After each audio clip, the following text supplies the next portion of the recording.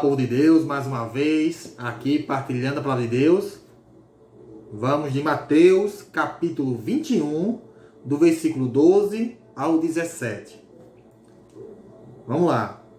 Jesus entrou no templo e expulsou dali todos aqueles que se entregavam ao comércio. Ponto.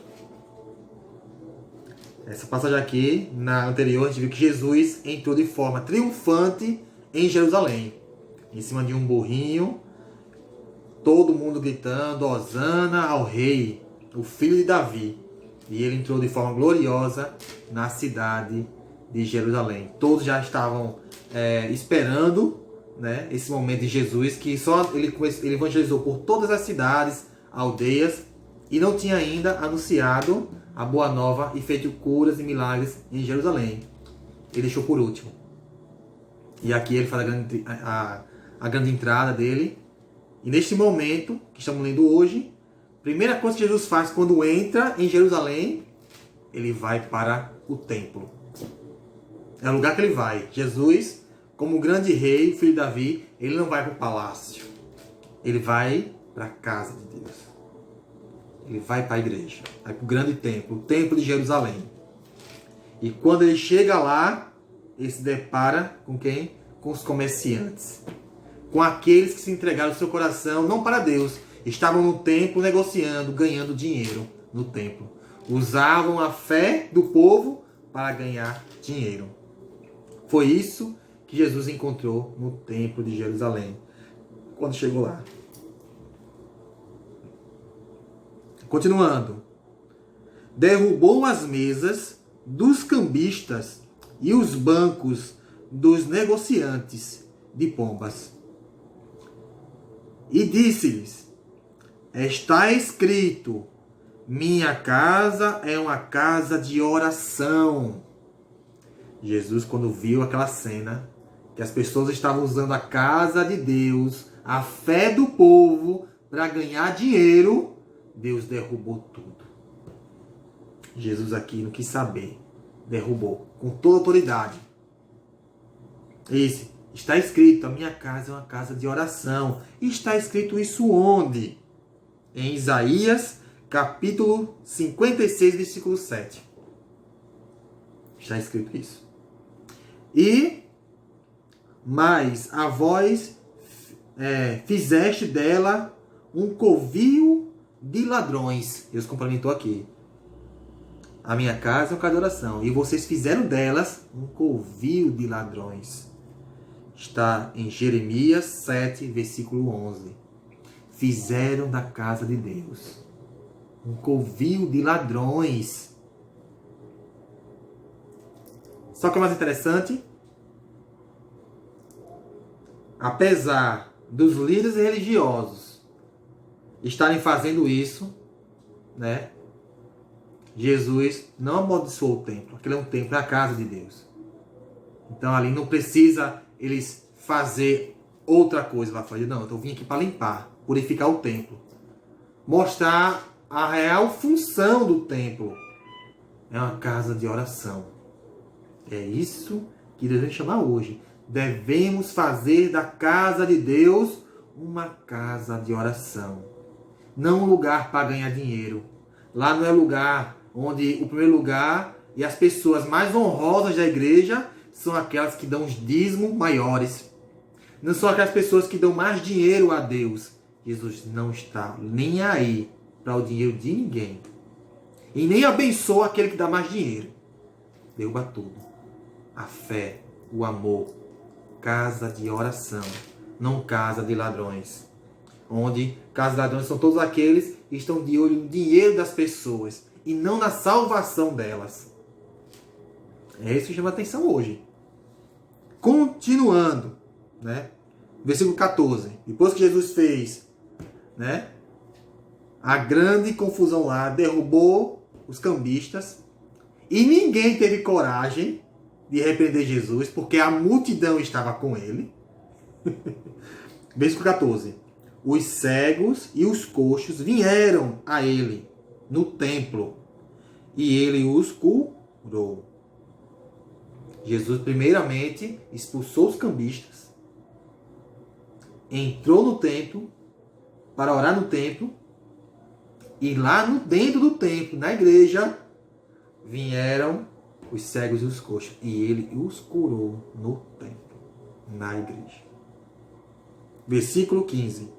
Com grande indignação dos príncipes, dos sacerdotes e dos escribas, que assistiam os seus milagres e ouviram os meninos gritarem no templo: Hosana ao filho de Davi.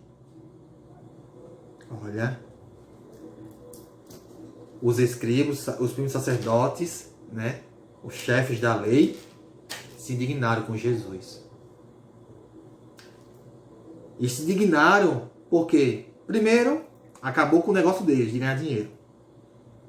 Segundo, a inveja, porque todo o povo estava com Jesus. E a inveja enorme, porque Jesus fazia algo que eles não faziam, um milagre. Ele começou a curar o povo no templo. Poder de cura. E ficaram com inveja. Jesus fazendo bem, Jesus purificando o templo da maldade, da ganância. Mas como eles faziam parte da ganância, do coração duro, fechado por Deus, estavam com a boca cheia de Deus, mas o coração bem longe, ficaram com inveja de Jesus. Ficaram com inveja. Grande tristeza. E os meninos gritavam: Hosana ao filho de Davi. Que meninos? Não eram homens, eram crianças. Ou seja, as crianças começaram a gritar: Hosana ao filho de Davi. Saiu da boca das crianças. Ou seja, das crianças inocentes, puras de coração. Não tinha a maldade que os sacerdotes tinham. Eles não conseguiam falar isso, mas as crianças conseguiam falar isso com muito fervor. Versículo de 16. Disseram-lhes eles: ouviste o que dizem eles? Perfeitamente. Responderam Jesus: nunca leste o que está nas palavras das bocas dos meninos e das crianças? De peito tirastem o vosso louvor. Jesus deu a resposta. Porque, olha, veja bem. As crianças começaram a falar: Hosana, filho de Davi. E os sacerdotes, ele, filho de Davi, o Messias, o esperado. Aí eles questionaram Jesus: você está ouvindo que eles estão falando de você? Você está ouvindo, Jesus? Sim. Você nunca, Jesus fala: você nunca leste o que está escrito, né? Que tirarão num peito grande louvor. E isso está escrito no Salmo 8, versículo 3. Rapaz, agora eu vou ler. No Salmo 8, versículo 3. Lá no Salmo: da boca das crianças e dos pequeninos sai um louvor que confunde vossos adversários e reduz o silêncio aos vossos inimigos. É o que está escrito lá no Salmo. É o que Jesus fala. E isso que vocês estão vendo aqui já foi profetizado. E isso silenciou a boca deles. Eles não tiveram mais palavras para falar com Jesus em relação a isso. Versículo 17. Depois os deixou e saiu da cidade. Quem deixou? Jesus, né? Saiu do meio deles e saiu da cidade para se hospedar-se aonde? Em Betânia. Aqui em Mateus ele não fala, mas em Marcos, onde tem essa mesma passagem, no capítulo 11, versículo 15, Marcos fala que naquele momento a inveja foi tão grande que os sacerdotes e os escribas desejaram matá-lo. Jesus ali acabou com a festinha de enganação dos sacerdotes, escribas, doutores da lei, que na verdade eles só pensavam no dinheiro, em ficar mais ricos, usando o templo, a fé do povo para ganhar mais dinheiro. E Jesus viu aqui, o mais importante aqui é a fé. A casa do meu pai é um lugar de oração, e não de dinheiro, não de negócio. É por isso que, ai daqueles que usam a fé do povo para ganhar dinheiro. Cuidado, não atrelem o amor de Deus, a fé, a cura, os milagres com dinheiro.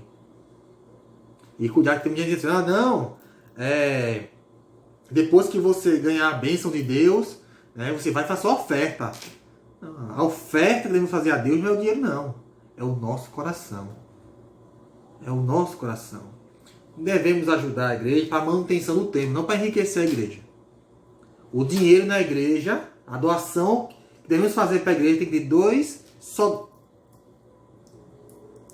funções.